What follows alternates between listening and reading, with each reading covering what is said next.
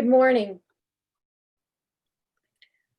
My name is Rebecca Riggs, and I'm a long-term member here at BUU and will be our service leader this morning. Although we can't physically be together, I hope you come to our gathering feeling a connection to this community. This time we spend together, even virtually, is important in making us the faith community that we strive to be. Thank you for being here. For our invocation, I want to share with you words from Albert Einstein. Learn from yesterday, live for today, hope for tomorrow. The important thing is never to stop questioning. So let us join in this time of worship to learn, to hope, and to question together. We begin with Haley Wynn, who has our Time for All Ages, right after a few announcements. Good morning, everyone. I just have a quick few announcements to make today. There will be a socially distanced trunk or treat for the kiddos on Halloween from 2 to 3 p.m. If you're interested, you may contact Marcy at faithforum@vuu.org to register. Another event coming up will be the post-election luminaria lighting on November 4th, starting at 5:30 in the VUU parking lot. And today's breakout question will be, what questions have been important to you during your spiritual journey? And lastly, today's Time for All Ages book is about finding the question or the questions that are most meaningful to us.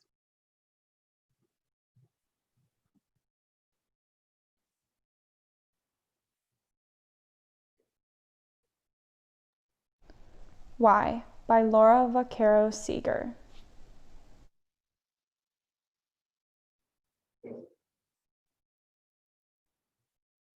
Why? Asked the rabbit. Because flowers need water to grow, said the bear. Why? Because they're very far away. Why? Because it tastes so good. Why? Because I ate too much.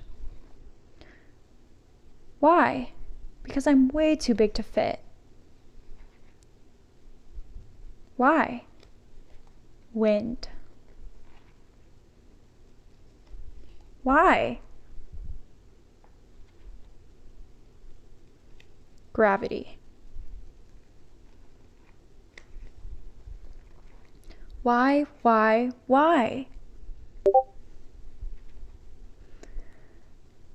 I just don't know why. Sometimes I don't know why. Don't go, said the rabbit. Why? Asked the bear. Because then I would miss my friend. That's why.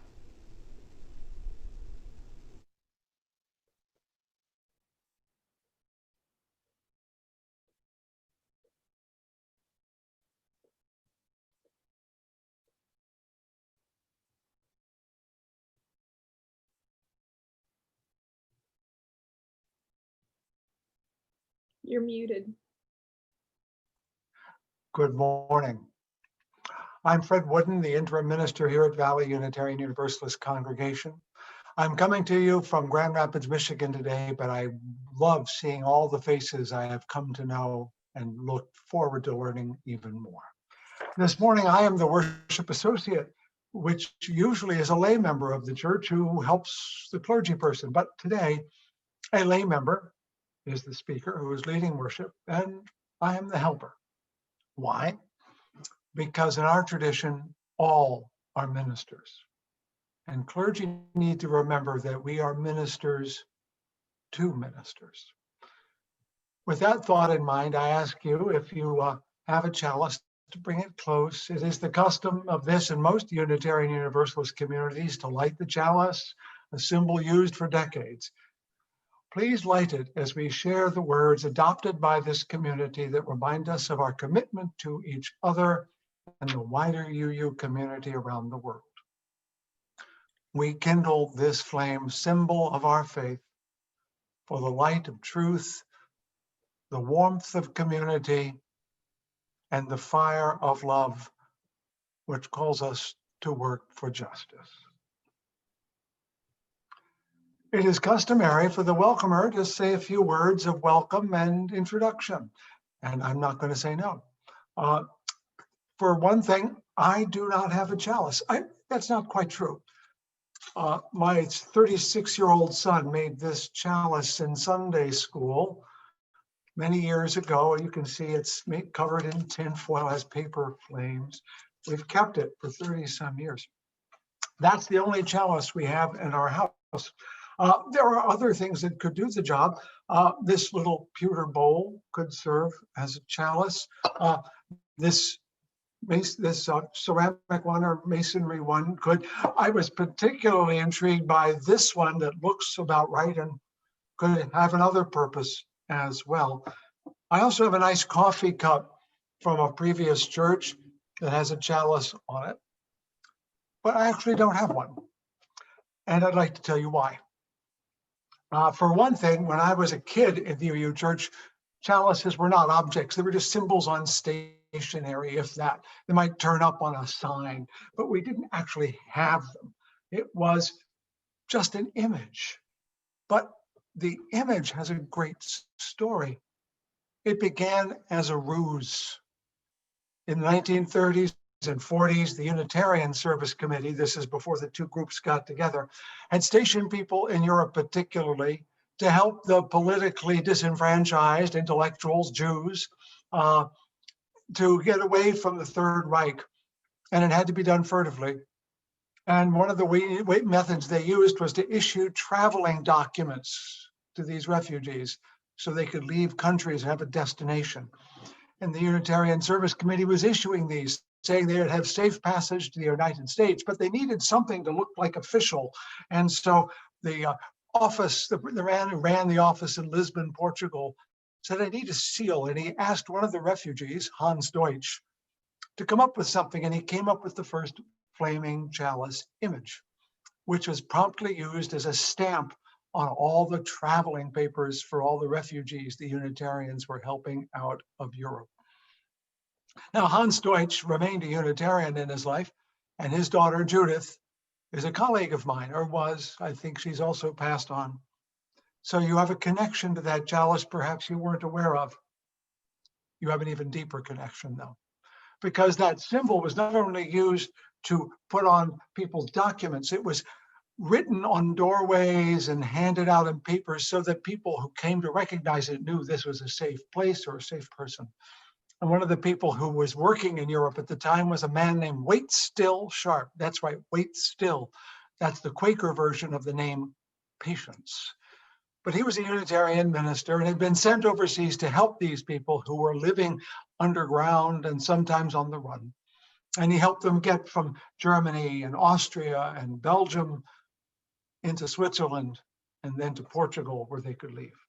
Now, why did I tell you about Wait Still Sharp? Because when I began in clergy life back in 1980, I served the church he had retired from. And so when I was ordained, he came and we became acquainted. And he would come to church from time to time. And when he had a stroke and he was in a nursing home, I would visit him from time to time. And then when he died, I went to his memorial service. Nobody remembered what he had done in Europe. He was largely forgotten. But thanks to Ken Burns' film, The Sharp's War, and others, he and his wife were added to Yad Vashem, the memorial in Israel commemorating the righteous who died, the righteous among the Gentiles. And so if you think the chalice is only about lighting something at home or going to church, it's so much more. It literally was a way to save lives in the 1930s and 40s. And if perhaps being a Unitarian Universalist has saved your life a little bit, given you a place of safety, a time of a home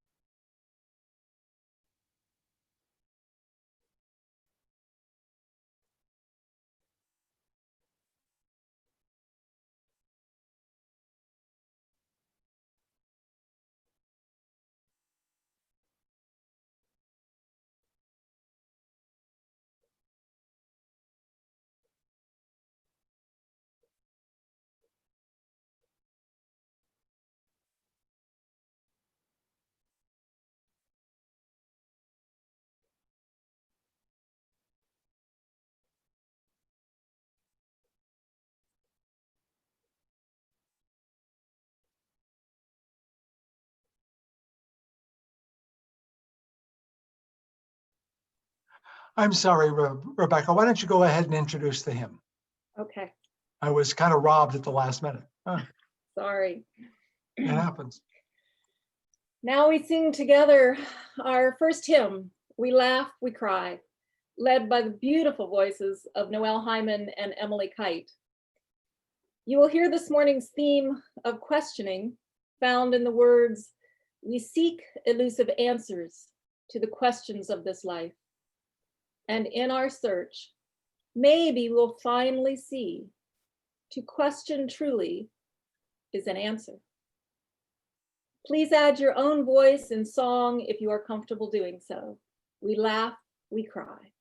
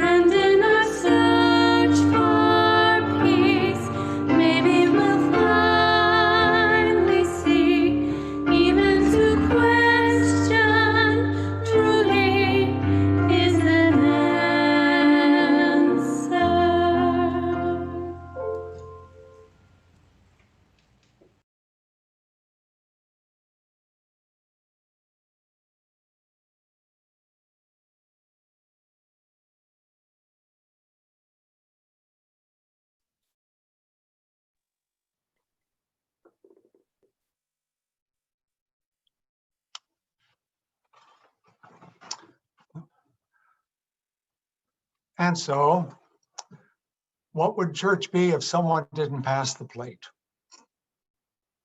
It would be less church. It really would be. Because this is that spot where you come together with your commitment. It is not fancy, but then again, most meaningful things aren't fancy at all. It is a reminder, though, that we all bring something with us. And the more we can bring, in many respects, the more we can take. If you are a regular giver, we thank you. If you are considering giving, join us.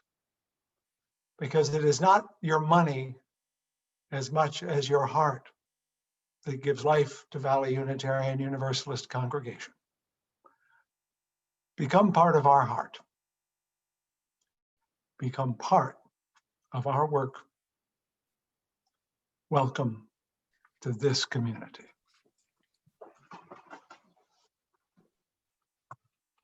Let us now enter into a time, a spirit of meditation. When we are intentional in allowing our hearts and our minds to make space for centering ourselves. Much of our human struggle and restlessness is what we do not know or understand. It is often difficult not to want answers, or even more difficult not to think we already have them. May we take this time to put down that struggle for answers, to calm that restlessness. In our quiet time, let us feel our breath, acknowledge our blessings, hold in our hearts those in need, and listen to that small guiding voice from within. Our meditation music this morning is Dona Nobis Pacem, meaning grant us peace. The whole song is only those 3 words over and over. But sometimes peace is all we need. In this time of stillness and music, I invite you to form your own prayers out of the concerns of your heart.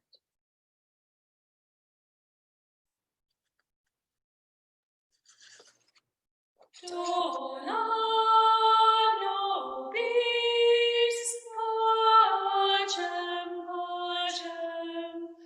Dona nobis pacem. Dona nobis pacem. Dona nobis pacem.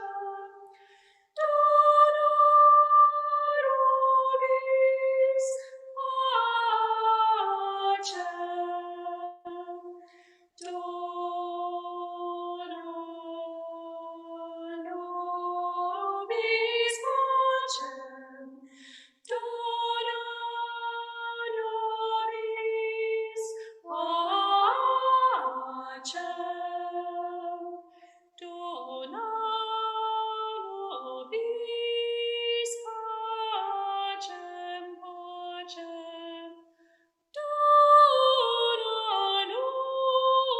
nobis pacem, pacem. Dona nobis pacem. Dona nobis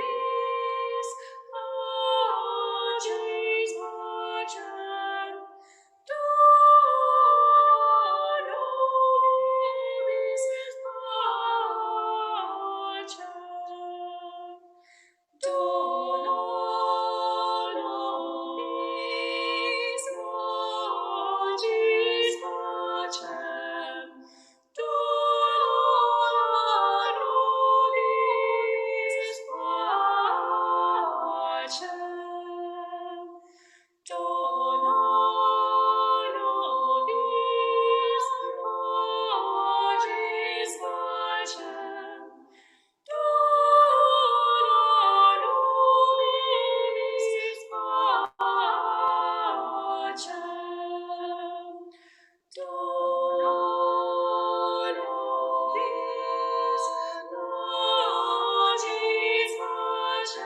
pacem.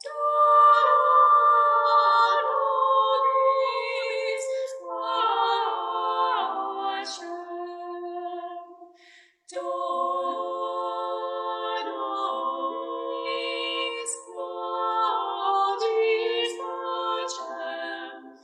Dona nobis pacem.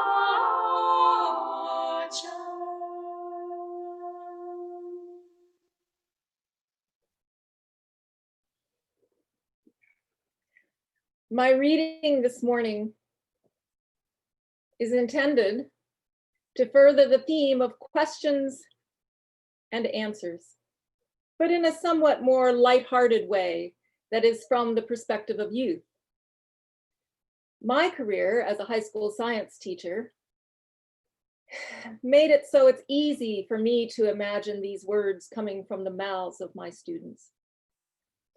The reading is titled, "The Question Is," by the Reverend Greg Ward. The question is, how come the teacher gets to ask all the questions when I'm the one that needs to know things?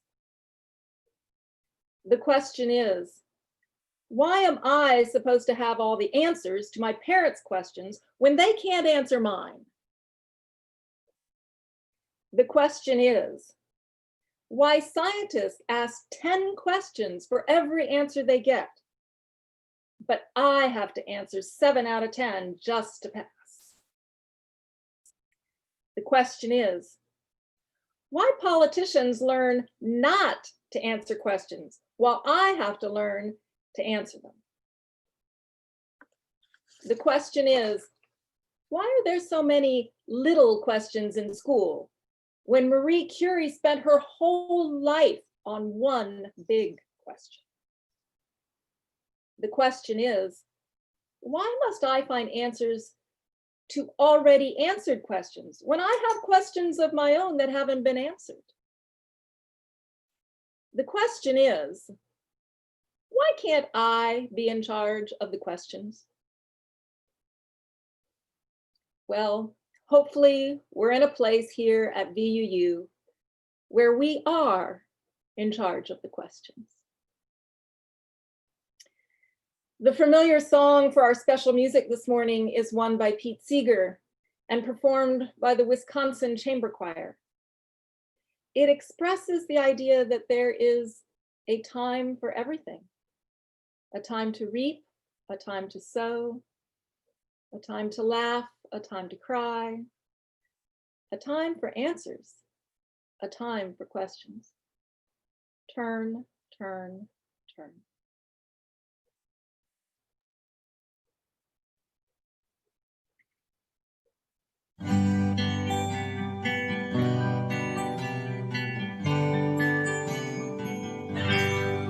Everything turn, turn, turn. There is a season, turn, turn, turn. And a time for every purpose under heaven.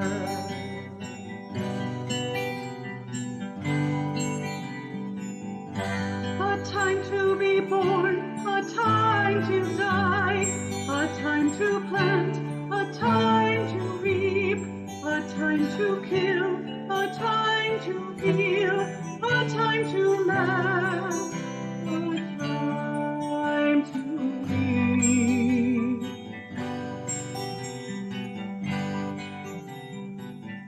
To everything turn, turn, turn. There is a season, turn, turn, turn. And a time for every purpose under heaven.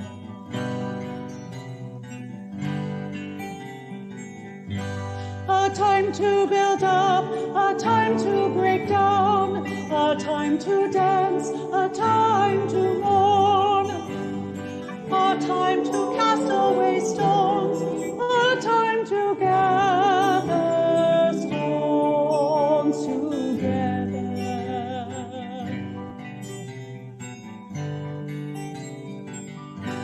To everything turn, turn, turn. There is a season, turn, turn, turn. And a time for every purpose under heaven.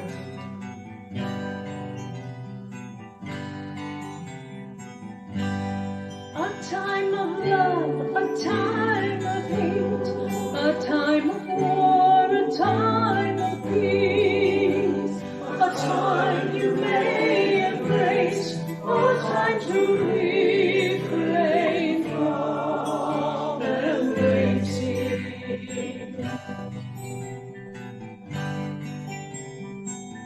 To everything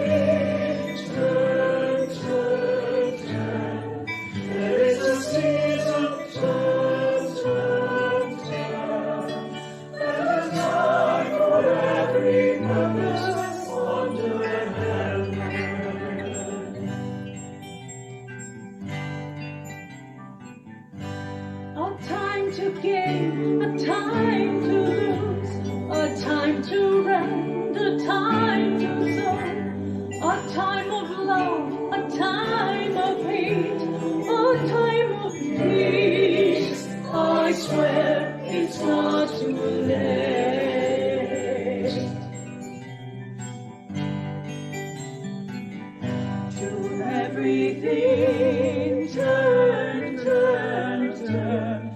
There is a season, turn, turn, turn. And a time for every purpose under heaven.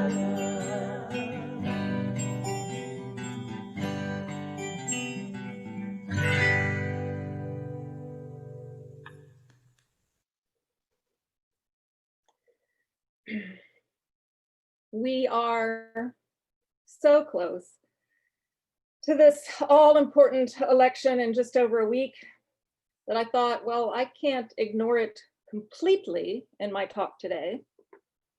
Although I admit I wanted to. I am so tired. I'm so tired of all the negative rhetoric. I'd like to turn my back on it all, especially since I've already turned in my ballot.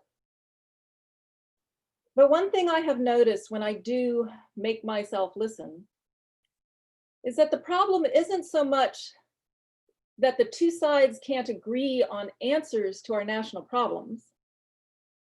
We can't even agree on the right questions that need addressing. It also occurred to me that in our search process during the next 2 years, Reverend Wooden will not be leading us to our final selection of a new settled minister, but rather will simply be helping us to ask the right questions to lead us to our best future. Finding an answer may eventually be ultimately important, but it is only the second half of our charge. So, although I'm tired of political discussions and I'm somewhat apprehensive for my VUU home, these recent observations have made me realize that we, and I especially include myself in this, we often focus on looking for correct answers in all areas of our lives, including our spiritual life, when maybe it's the questions that need more attention. Now, as usual, when I speak to you, I have a story. This is my rather long summary of a story by Sarah Squire. It's about a little town that lay nestled in the shadow of a mountain and the relationship between the people of the town and that mountain. The people of the town looked to the mountain for answers, important answers, answers that help them make decisions and make sense of their lives. For on the mountain, carved right into the side, in great big letters, were the words, "The answer is no." No one knew why it was there or how long it had been there, but it sure was handy. If you had a question, you could just read the answer off the face of the mountain. One day, Mother Channing couldn't decide what to fix her 6 children for dinner. "Shall I fix liver for dinner tonight?" she asked, and then looked up at the mountain. The mountain said, "The answer is no." "Well, of course it's no," said Mother Channing. "Everybody in my family, except for my daughter Janet, hates liver. How about chicken?" The mountain said, "The answer is no." "Pizza?" The answer is no. Mother Channing spent the whole night trying to come up with something that she could make. Alas, her family went hungry because nothing seemed appropriate. "This just isn't working," cried Mother Channing. And finally, in desperation, she went to the town square to ring the bell and call a meeting, to which everyone came. At the meeting, Mother Channing said, "The mountain just isn't helping us the way it should. I think the mountain should say yes now. Everybody had to think about that a lot. It's very difficult for them to change something as important as the only answer they had ever known. But finally, they agreed. The mountain should be changed to say, the answer is yes. The stone carver said he could do it. And every day he went and worked on the mountain until finally it was done. Then he rang the town bell so everyone could come admire it. Mother Channing got to ask the first question since she'd started it all. And since it was near dinner time, Mother Channing asked, "Shall I fix liver for dinner tonight?" Everyone looked up at the mountain. It said, the answer is yes. Yes, wondered Mother Channing. But everybody in my family, except for my daughter Janet, hates liver. My other kids said they'd run away if I ever fix liver again. This just can't be. What shall we do? It was actually her children, perhaps fearing that they would have to eat liver for the rest of their lives, who had an idea. Why does the answer always have to be the same, they thought. Couldn't we have more than one answer? Well, everybody in the town thought and thought. And finally, they decided that the mountain should say the following. The answer is sometimes yes, and sometimes no, and sometimes wait and see, and sometimes I don't know. The stone carver looked a little stunned. He said he could carve all that into the mountain, but it would take a really, really long time. So he made a sign in great big letters that said, "Under construction," and hung it on the mountain so everybody would know that there was a project going on. At first, everybody in town anxiously awaited for the mountain to be done. But pretty soon, they got tired of waiting. Without any answers, they all started asking each other questions. And from those questions, they began looking for their own answers. And they realized that each person had a different question that was most important to them at any particular time. And even in instances where two people had the same question, they often had different answers, both of which seemed to make sense. Then they realized the best answer of all, the most sensible answer ever, was right there in front of them. And so they left it. The mountain said, the answer is under construction. And so too, they concluded, must be the questions. I like this story. It reminds me that life and decision-making isn't always straightforward. Whether we're talking about politics or the future of our congregation or our individual spirituality, we can't expect standard cliche answers to guide us to the meaning that we hope life holds for us. But I must admit, I've wanted it that way sometimes. I suspect all of us from time to time would like the idea of living in the kind of place where the answers to our toughest questions, the ones that have had us in a quandary for years, could somehow turn up in an obvious place where you couldn't help but see them. Like on the side of a mountain, for instance. Yet most of us are too savvy to expect that that would really work well. We know, like Mother Channing, that even the best answers have their limits, that it is the specificity and thoughtfulness of our questions that determine the usefulness of our answers. And we know, like the stone carver, that good answers may take a lifetime to carve out. We realize that although there may be a satisfying answer to life's ultimate questions, it's still important for us first to determine what the best questions might be. And we have to realize that each person will need to forge those questions for themselves, and then hopefully use their life to carve out an answer.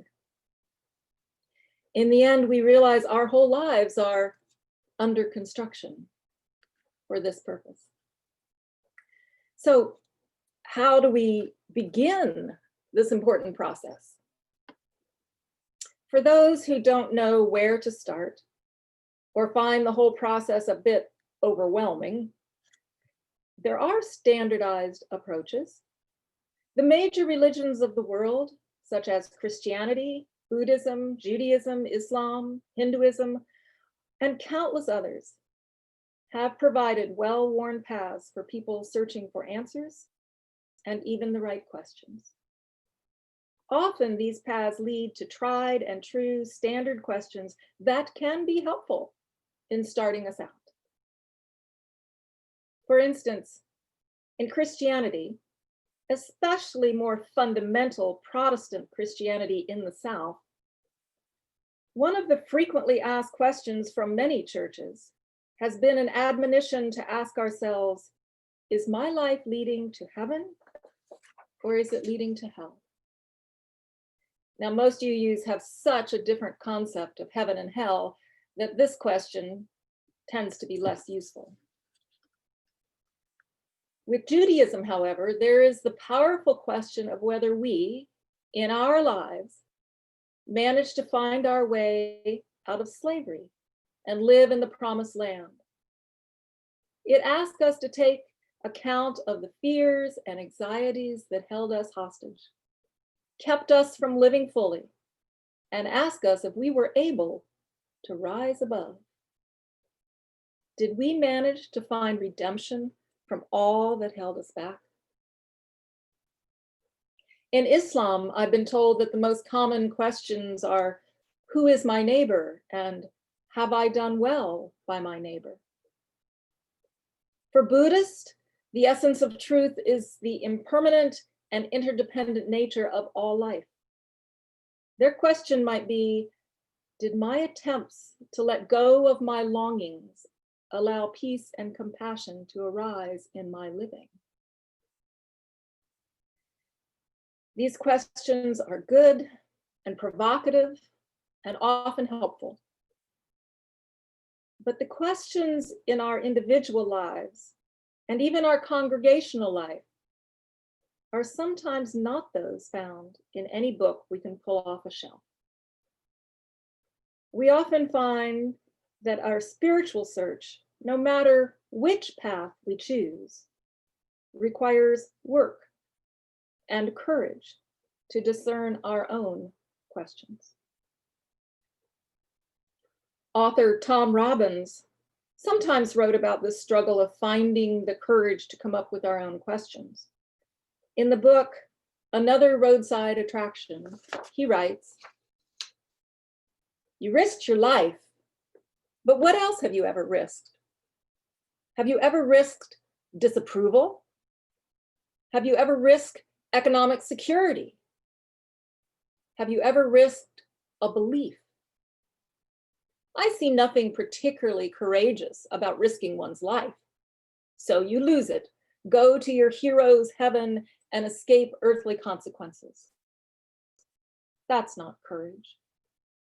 Real courage is risking something you have to keep on living with.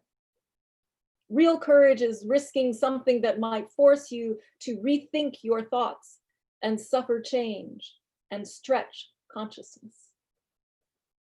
Real courage is risking one's cliches.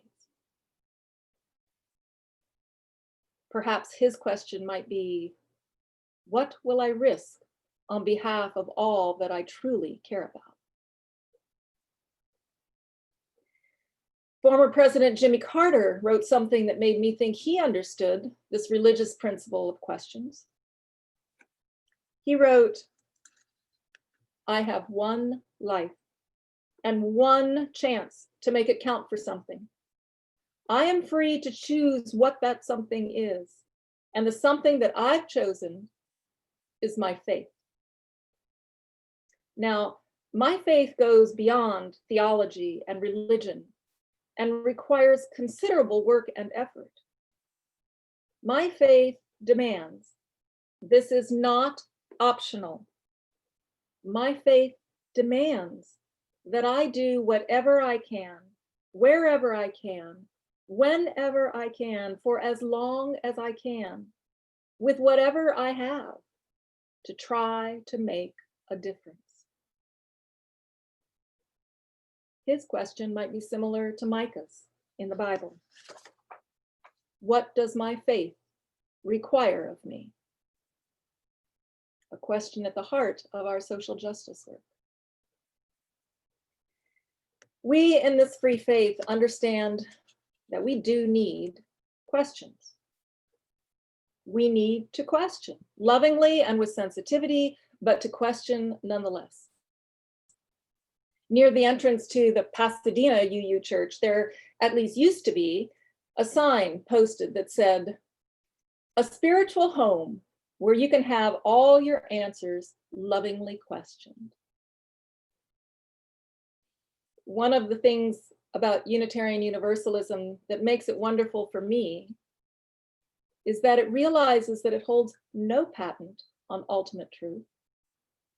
Right along with the principles and purposes of our denomination, it goes on to say,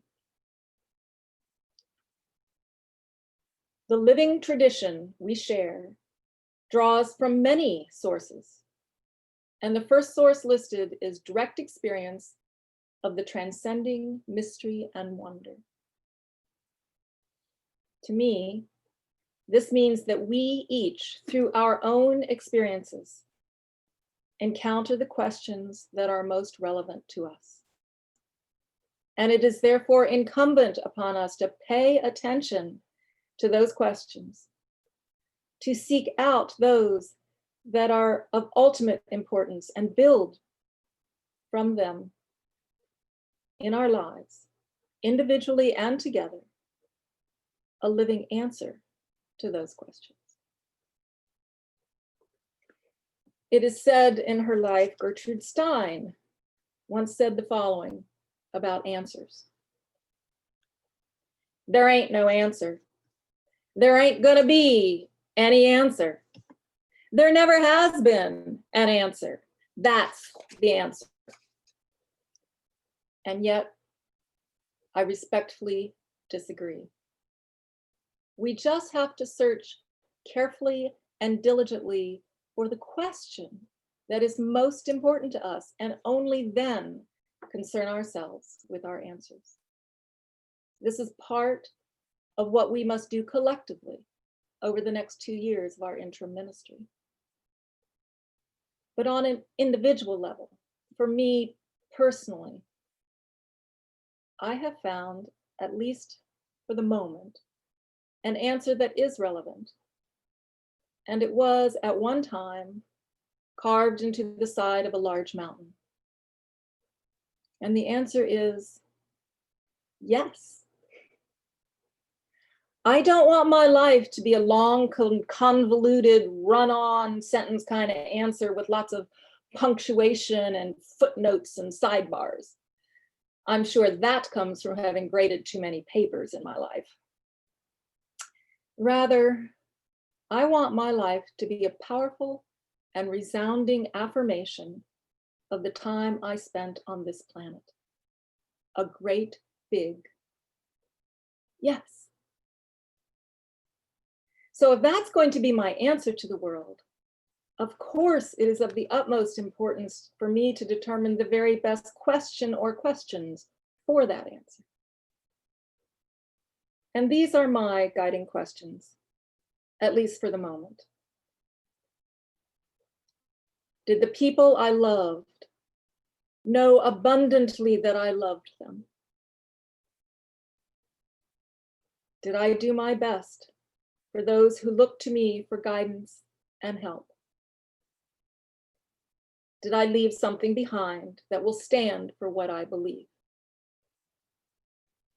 When I am on my deathbed, when I know that I haven't any more time to justify the meaning of my life, then I want my answer to be a clear and unmistakable yes.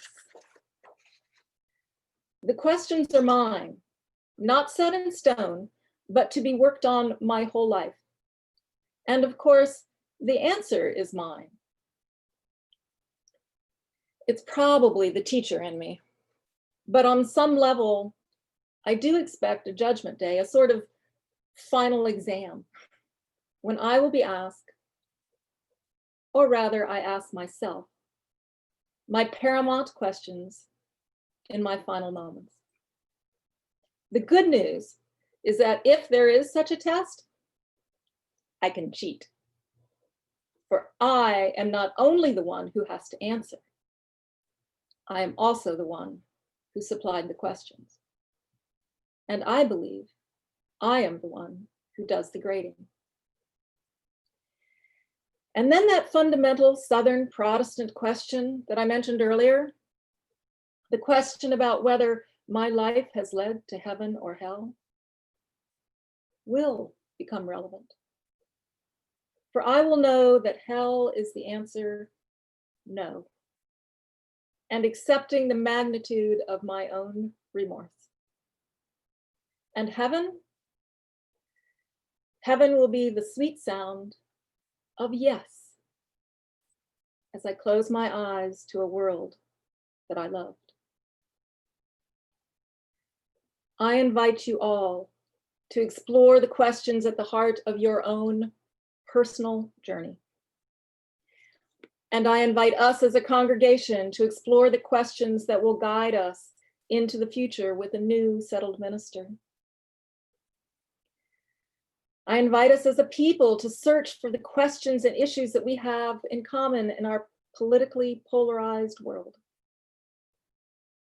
And then let us all use the actions of our lives to carve out our answers. Blessed be.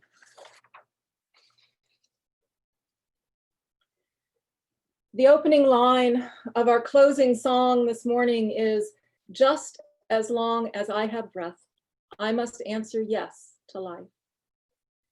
Please join in singing or just hum along or mouth the words, but enjoy the music and feel the power of its message. Just as long as I have breath.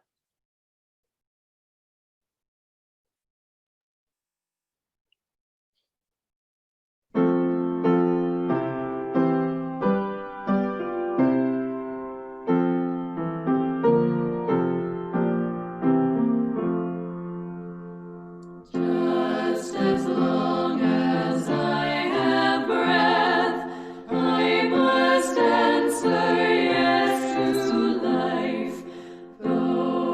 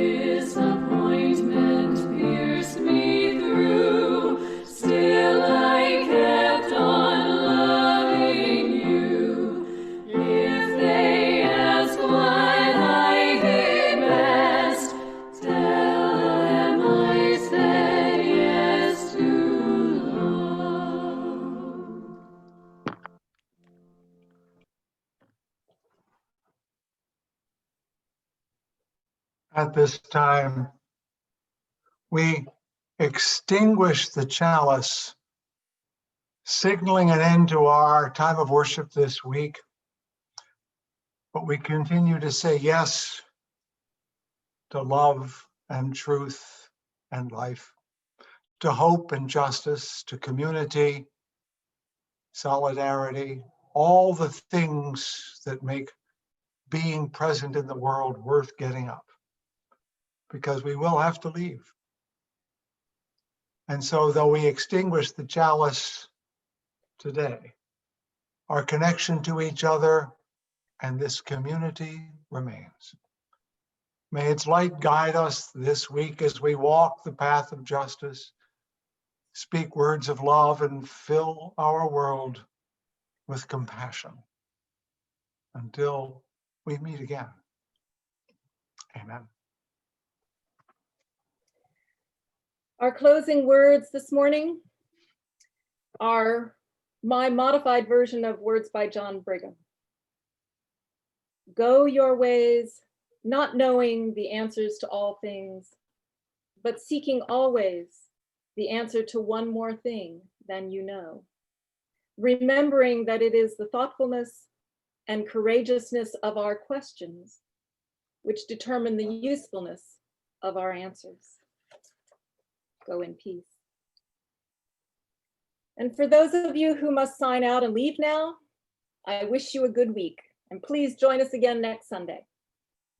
For those of you who can, stay to become part of one of our breakout groups where you'll get a chance to connect with each other on a more personal level. Those of you who are new to us or visiting and want some time with Reverend Wooden to ask questions and get to know us a little better, please don't join a breakout session. Just stay where you are. And for those of you joining a small group, a reminder of the question. What questions have been important to you through your spiritual journey? Peace and health to you all.